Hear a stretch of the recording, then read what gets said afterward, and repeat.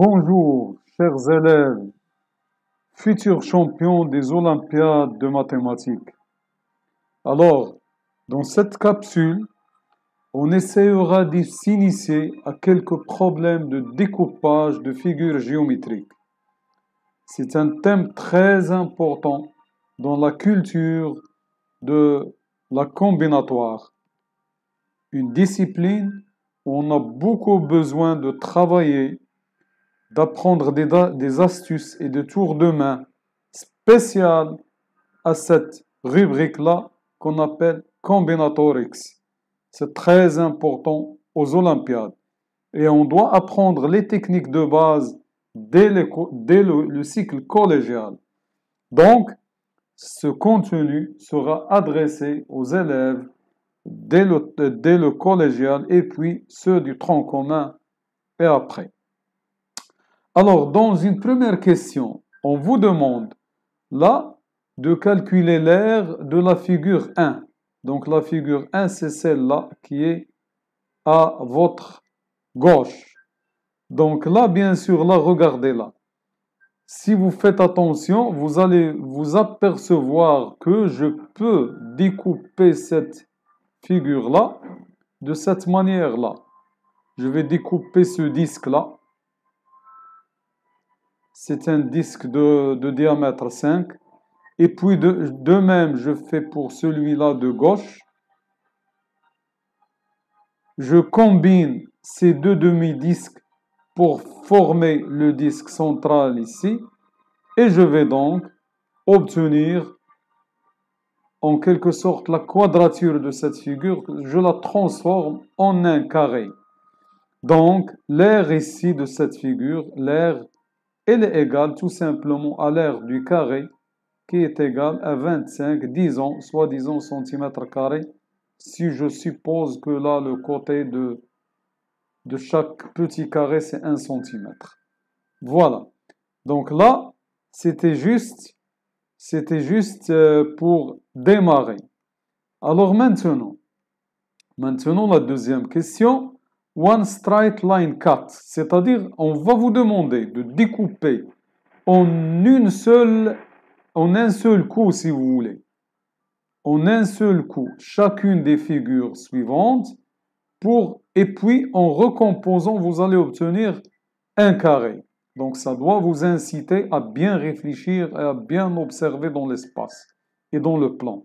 Donc là, alors ma coupure pour cette figure-là, là ce sont des lettres russes, ça doit, si je coupe de cette manière-là, et puis je fais la rotation de ce morceau-là vers celui-là, j'obtiens un carré. Même chose ici. Alors là, ça doit œuvrer pour améliorer vos capacités donc d'observation. Ensuite, si je tourne, je vais me retrouver avec un carré, qui est celui-là finalement. Etc., etc. Donc, je vous laisserai le soin de faire celui-là et de faire celui-là à tête reposée une fois que vous avez fait la pause à la vidéo. Alors maintenant, à votre tour. Alors maintenant, je vais ajouter un peu la dose. Two straight line cut, c'est-à-dire on va vous demander de découper chacune des figures, mais regardez la contrainte là, en utilisant deux coups, c'est-à-dire exactement deux coupes rectilignes. Et puis, vous allez, une fois que vous avez découpé de manière convenable, vous devez vous reconstituer un carré. Alors là, pour vous donner une idée, regardez là. Là, bien sûr, là, on ne va pas le faire aléatoirement, je dois faire une analyse. Et ça, c'est aussi important. Là, je dis que l'aire de cette figure-là, si je l'appelle donc là, je l'appelle étoile pour simplifier un petit peu. Alors l'aire, c'est 5 unités, disons centimètres carrés. Moi, je veux faire la quadrature, donc je veux transformer ça en un carré d'aire 5. Donc, c'est-à-dire je dois résoudre cette équation. Autrement dit, je dois chercher donc un carré qui a pour côté racine de 5. Mais là, regardons où pourrais-je reconstituer le racine de 5. Donc, j'ai besoin d'appliquer le théorème de Pythagore. Donc là, vous voyez déjà là que si je... Cette coupe-là, cette ligne-là, ça vaut racine de 5. Donc, une idée parmi d'autres, c'est d'essayer donc tout simplement de faire ce choix-là, une première coupure. Je coupe ce rectangle-là, comme ça. Alors là, je répète doucement, voilà. Alors là, j'obtiens le côté racine de 5. Alors là, cette longueur-là, d'après le théorème de Pythagore, c'est racine de 5.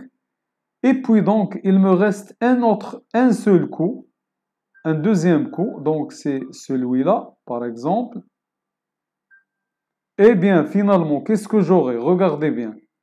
Donc, je vais noter le terme que je vais exclure ici. Je le ramène ici. Donc, une fois que j'ai ajouté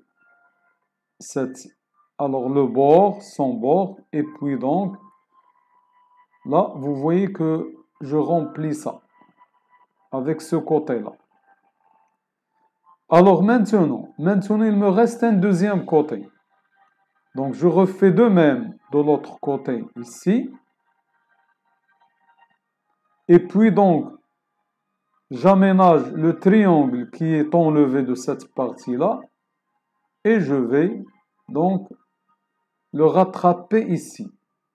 Et finalement, vous voyez là, finalement, que la figure que j'ai obtenue, c'est vraiment un carré. Je vous laisse, chers élèves, le soin de vérifier tout ceci. Et puis, son aire, c'est bien ce qu'on cherche, qui est égal à 5 cm. Donc, là, je vous laisserai donc de même ici pour faire, en essayant avec deux coupes rectilignes, donc de reconstituer un carré d'après cette figure-là qui a 13 cm² d'air. Parce que là, vous avez 9 petits carrés auxquels vous allez ajouter 4. Donc, vous voyez là, c'est une thématique très importante. Et si les élèves s'initient dès que possible à ce type de choses, ils peuvent évoluer et progresser dans la résolution de problèmes encore plus difficiles. Donc là, c'est tout simplement question de travail et question d'entraînement.